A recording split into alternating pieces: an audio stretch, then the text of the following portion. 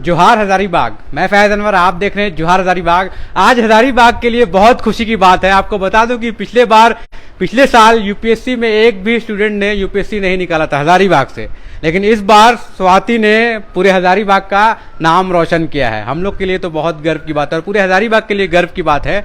कितना रैंक आया, कैसे तैयारी किया इन्होंने, और सबसे बड़ी बात है पता चला कि कोई भी कोचिंग नहीं गई फिर भी यूपीएससी में किस तरह से सफल हुई, आइए जानते हैं। बहुत बहुत बधाई सबसे पहले स्वाति आपको। Thank you. और आप बताइए कैसे शुरू हुई आपकी स्कूलिंग, कहाँ से हुई और कैसे शुरुआत की आपने पढ़ाई अपनी? सर मेरी स्कूलिंग जो है 12th तक डीएवी पब्लिक स्कूल हजारीबाग से हुई। उसके बाद मैंने फिजिक्स ऑनर्स में सेंट कोलम्बस कॉलेज से ग्रेजुएशन किया 2021 में। अच्छा। और सर 2022 मेरा फर्स्ट अटेम्प्ट था। अच्छा। और मेरी फर्स्ट अटेम्प्ट में इस बार ऑल इंडिया रैंक 490 आई है। फर्स्ट अटेम्प्ट में ही हो गया? Yes sir. तो ये बताइए, जब स्कूल में थे तो क्योंकि स्कूल में भी बहुत सारे ऐसे होते हैं कि टॉपर लिस्ट में आता है, तो आपका क्या रैंक होता था 11th और 12th में? सर मैं तो स्कूल में मेरे हिसाब से मेरा हमेशा अच्छा रैंक रहता था। टीचर्स भी काफ़ी तारीफ़ करते थे कि मैं सारे करिकुलर एक्टिविटीज़ में भी पार्ट लेती थी। अच्छा। और स्कूल में लीडर्स पोजीशन पे भी मैं रही हूँ, तो उस समय से मुझे एक इंस्पिरेशन था कि सिविल सर्विसेज में आना है, तो ऐसा कुछ था। तो जैसे मतलब क्या इंस्पिरेशन कब से आया, किस क्लास में, 5 में, 6 में, या फिर बचपन से ऐसा कुछ शौक था, किसी को देख के मोटिवेट हुए कि हमको सिविल सर्विसेज में जाना है? Sir back of the mind ये चीज़ तो था कि सिविल सर्विसेज में आना है, हाँ। बट एक क्लैरिटी नहीं थी। बट जिस तरह से ग्रेजुएशन किया कुछ क्लैरिटी आई, यूपीएससी एग्ज़ाम के बारे में जाना, पता चला कि इस एग्ज़ाम में क्या डिमांड है और किस तरीके से तैयारी होती है। इंटरनेट से काफ़ी हेल्प मिला, बिकॉज मैंने कोई कोचिंग नहीं ली थी, तो घर पे ही बैठ के इंटरनेट से सब कुछ पता लगाया कि कितने स्टेजेस में एग्ज़ाम होते हैं, सब्जेक्ट्स कैसे होते हैं। मेरी ऑप्शनल सोशोलॉजी थी। अच्छा। तो वो भी मैंने घर से कोशिश की कि जितना भी ऑनलाइन कंटेंट हो उससे पढ़ सकूं और उससे मुझे इस रैंक। ठीक है, आप पहले श्रेय किसको देती हैं उसके जाने से पहले हम लोग जानना ये चाहेंगे कि आपने कैसे तैयारी की। जैसे 2022 में आपने दिया एग्जाम, तो कब से आपने शुरू कर दी थी? एक होता है ना बैक ऑफ द माइंड में कि हम प्रिपरेशन स्टार्ट कर देते हैं, मटेरियल्स कलेक्ट करना स्टार्ट कर देते हैं और माइंडसेट एक बनता है, वो कब से बना? और पूरा जब एग्जाम दे दिया, फाइनल अपने इंटरव्यू दे दिया, वो ड्यूरेशन कितना था और हर दिन का फिर शेड्यूल, कितना घंटे पढ़ाई करना और सारी चीज़ें? सर मेरा जो मेंस एग्ज़ाम था वो सितंबर में था और जो मेरा इंटरव्यू था वो 11 अप्रैल को था। तो एक काफ़ी अच्छा टाइम मिला था इंटरव्यू के लिए प्रिपेयर होने के लिए। तो उस समय तो इंटरव्यू के लिए डेडिकेटेड प्रिपरेशन थी। रही बात से ग्रेजुएशन के बाद, तो मेरी ग्रेजुएशन अक्टूबर 2021 में कंप्लीट हुई। थर्ड ईयर से ही मुझे एक फेयर आइडिया था और मेरी एल्डर सिस्टर भी मुझे गाइड करी थी इस मामले में कि किस तरीके से एग्ज़ाम होता है। पर एक फुल फ्लेजेड प्रिपरेशन मेरी अक्टूबर के बाद ही स्टार्ट हुई, जब मैंने पूरी तरीके से एग्ज़ाम की प्रिपरेशन। 2021 अक्टूबर? Yes sir. और एग्जाम था सर प्रीलिम्स 5 जून 2022 को। 5 जून, मतलब हमको लगता है कि 8 महीना लगभग। यस सर, 8 मंथ्स था जिसमें मैं फुल फ्लेजेड तो प्रिपरेशन। ये 8 मंथ में आप मतलब कितना घंटा पढ़ाई करती थी, कैसे पढ़ाई स्टार्ट किया और किन किताबों को लिया? क्योंकि आपने कोचिंग गए नहीं, गाइडेंस कोई मिला नहीं, तो खुद से ही आपने डिसाइड किया होगा कि कब क्या पढ़ना है। फिर मॉक टेस्ट के बारे में भी हम लोग जानेंगे। सर मैंने कभी घड़ी टाइम से तो ऐसे नहीं पढ़ा था। मेरा सुबह में एक रहता था कि ये शेड्यूल था कि ये टॉपिक्स आज कवर करने हैं। उसमें 8 घंटे भी लग सकते हैं, 6 घंटे भी, कभी कभी 10 घंटे भी लग जाते। प्री और मेंस के बीच में मुझे ऑलमोस्ट 12 घंटे भी लग जाते थे। अपने कवर, क्योंकि सिलेबस बहुत ज़्यादा था और टाइम कम था, तो उस समय 12 घंटे भी लग जाते थे कंटिन्यूसली प्रिपेयर करने के लिए। ऑल्दो सर मेरा सिर्फ डेली टारगेट था जो मुझे कंप्लीट करना था। जिस दिन नहीं होता तो उस दिन एक रात को एक गिल्ट होता था कि आज कंप्लीट नहीं हुआ, तो अगले दिन उसको एक्स्ट्रा एफर्ट करके किसी तरह कंप्लीट करना था। तो मतलब ये 9 महीना आपका पूरा लगातार, 8 महीना जो है वो लगातार कहीं भी बिना डिस्ट्रैक्शन से, ऐसा सोशल मीडिया के बारे में हम लोग जाने या टीवीज के बारे में जाने, बाहर आउटिंग के बारे में जाने, तो उस 9 महीना के दौरान क्या हुआ था? मतलब आप कुछ सर मुझे ऐसा लगा था कि मेरे दिमाग में ऐसा था कि मेरा फर्स्ट अटेम्प्ट ही मेरा लास्ट अटेम्प्ट होगा, तो मैंने सोचा कि मुझे अपना फुल 100% देना है। सोशल मीडिया पे सर मुझे नहीं लगता मैं उतना एक्टिव थी कभी। मैं सोशल मीडिया उतना यूज़ भी नहीं करती थी।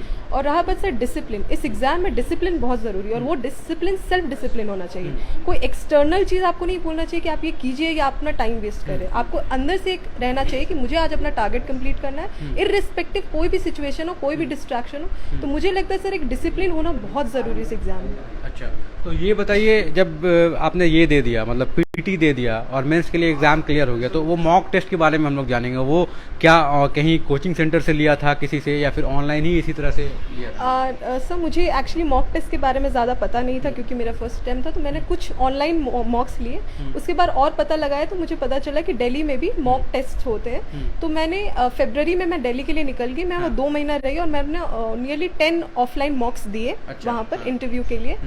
और मुझे मॉक्स में भी काफ़ी अच्छे फीडबैक आ रहे थे। अभी तो मार्कशीट नहीं आई है वैसे, तो अगर आती है तो फिर पता चलेगा कि सब्जेक्टिवली हर स्टेज में मुझे कितना स्कोर। और जैसे मेंस जब निकल गया आपका ये सारी करने के बाद, तो इंटरव्यू का जो टाइम था, कितना टाइम था और उसमें क्या करते थे? जैसे इंटरव्यू में तो पता नहीं होता ना क्या सवाल आएगा, किस तरह का सवाल आएगा, तो उसमें क्या करते थे?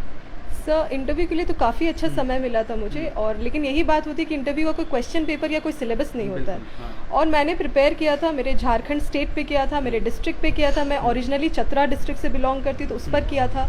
तो अपने फादर के ऑक्यूपेशन पे सब कुछ किया था। बट जैसा कि इंटरव्यू होता है वो बिल्कुल ही आपके सोच से बाहर होता है। मेरा भी इंटरव्यू ऐसा था कि क्वेश्चंस जो थे वो मैंने सोचा नहीं था मुझसे पूछे जाएंगे, बट मैं कॉन्फिडेंट थी इंटरव्यू में। मुझे ऐसा लगा था कि जो भी क्वेश्चन आएगा एक इंटरव्यू कॉन्वर्सेशन की तरह था, मैं कहूँगी कि इस तरह सवाल जवाब। याद है अगर तो कुछ क्वेश्चन बताएं आप लोगों, कैसा था, क्या क्वेश्चन आया था? जी सर मुझसे काफ़ी इंटरेस्टिंग क्वेश्चन था। जो एक पैनलिस्ट ने मुझे कहा कि आप काफ़ी कॉन्फिडेंट दिख रही हैं, तो आप मुझे अपनी एक वीकनेस बताइए जो कि आप बोर्ड मेंबर साथ शेयर करना चाहती हैं। अच्छा।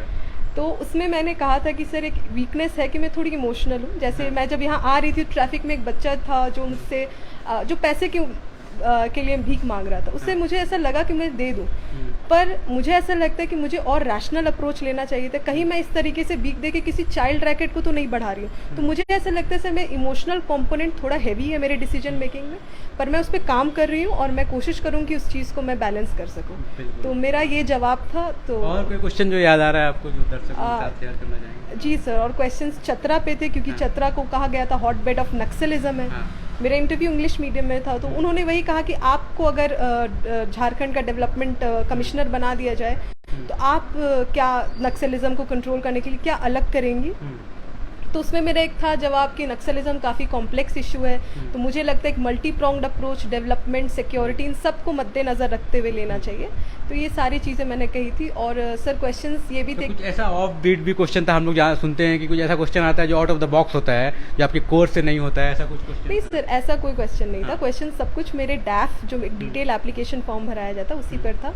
और मुझे ऐसा लगा कि ये कोई मुझे पता भी नहीं चला इंटरव्यू हॉल में कि आधा घंटा बीत चुका है। अच्छा। काफ़ी इंगेजिंग बोर्ड था, काफ़ी इंटरेस्टिंग था, और मैं कहूँगी मतलब एक लाइफ टाइम एक्सपीरियंस था वो। मैं कहूँगी काफ़ी अच्छा एक नेगोशिएशन था, एक कन्वर्सेशन था। और जो अभी लोग तैयारी कर रहे हैं यूपीएससी की, अभी एग्ज़ाम देंगे 28 मई को है ना, 28 मई को है, बहुत ज़्यादा दिन नहीं है, उनको आप क्या कहेंगे जो यंग लड़के हैं जो फर्स्ट टाइम देंगे? जैसे आपने फर्स्ट अटेम्प्ट में ये किया है, तो क्या ऐसा आपका प्लान है कि फर्स्ट अटेम्प्ट के बाद अब रैंक सुधारने के लिए और अच्छा एग्जाम फिर से देने का प्लान है, या जो अभी नए जो जा रहे हैं उनके लिए क्या कहेंगे?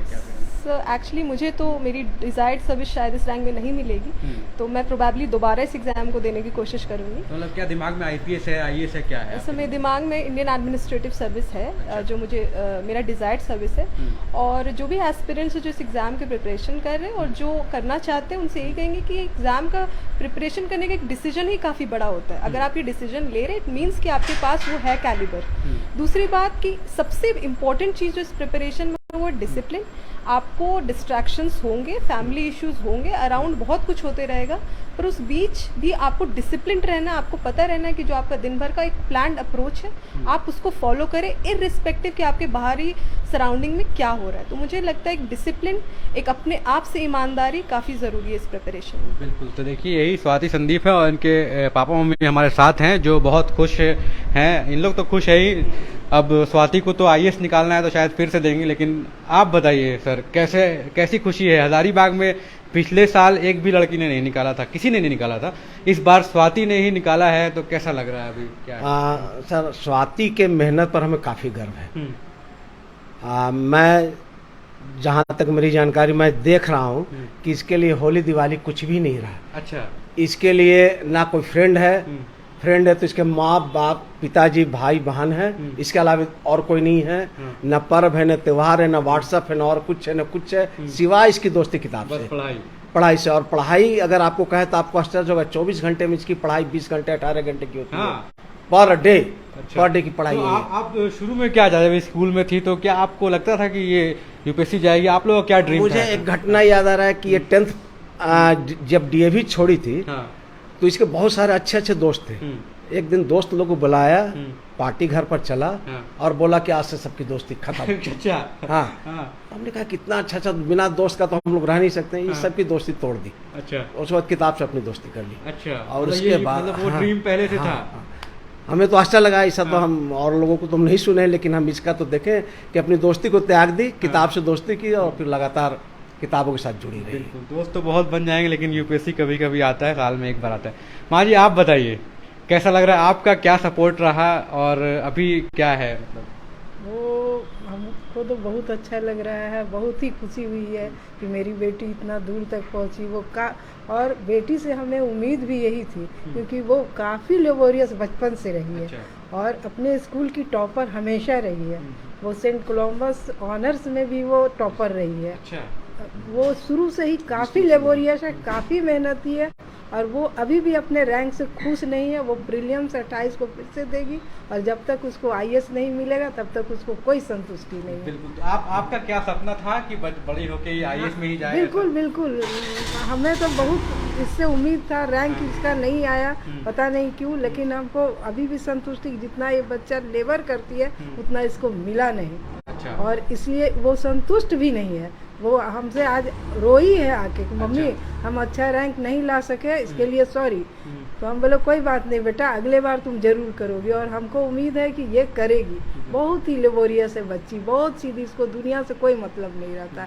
ये तो कभी कभी दिन का सूरज भी नहीं देख पाती है। इस टाइप की बच्ची मेरी है, तो काफ़ी प्राउड है हम अपने बच्चे पे करते हैं और काफ़ी खुशी हुई है हमको। तो देखिए यही है। अब स्वाति ने खैर हजारीबाग के लिए बहुत प्राउड की बात है। अब इनका जो ड्रीम है आईएएस निकालना, एक ना एक दिन शायद वो भी निकाल लेंगे और हम लोग इंटरव्यू करते रहेंगे आके इनका। तो यही है, आज जो है पूरा हजारीबाग में एजुकेशन का माहौल रहा। इंदिरा गांधी की लड़की ने 10th में पूरे ज़िला में टॉप किया और उसके बाद झारखंड में पूरे रैंक 3 आई है। इंटर साइंस कॉलेज के एक लड़के ने इंटर साइंस में, साइंस सब्जेक्ट में रैंक 3 लाया पूरे स्टेट में और पूरे ज़िला में टॉप किया है। और आज एक और खुशी की बात है कि स्वाति संदीप नाम है इनका और इन्होंने यूपीएससी में रैंक 490 लाया है। पिछले साल एक भी बंदा, एक भी लड़का हजारीबाग से क्वालिफाई नहीं कर पाया था। और सबसे बड़ी बात है कि घर पे रह के ही इन्होंने तैयारी की है, कहीं कोचिंग नहीं की है। सिर्फ दिल्ली के में गई थी थोड़ा मॉक टेस्ट देने के लिए, जब इनका सब कुछ क्लियर हो गया था। उसके बाद आगे भी ऐसे ही तैयारी करेंगे और ये इनका जो एम है आईएएस निकालना, वो शायद इस बार हो जाएगा। तो इस बार क्या चांस है, हो जाएगा?